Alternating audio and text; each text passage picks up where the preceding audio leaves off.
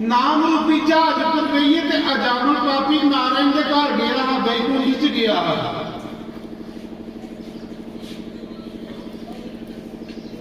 नाम ने ते भिलनी भी राम कन्ने मिलाया है। तो 22 बाजारे भी चकोड़े मारा दे आखा पूरी सड़क लहू लौट हुई, पूरी सड़क लहू लौट हुई, इन्ने कोड़े मारे ते तू कृष्ण नाम छोड़ी उड़। लेकिन जिन्ने जिन्ने कोड़े पिठी च बजते ने, जिन्ने जिन्ने कोड़े पिठी च बजते ने, सड़क लहुआ कन्ने लाल हुई है। ते हरिदास के अखर, हरिदास के अखर,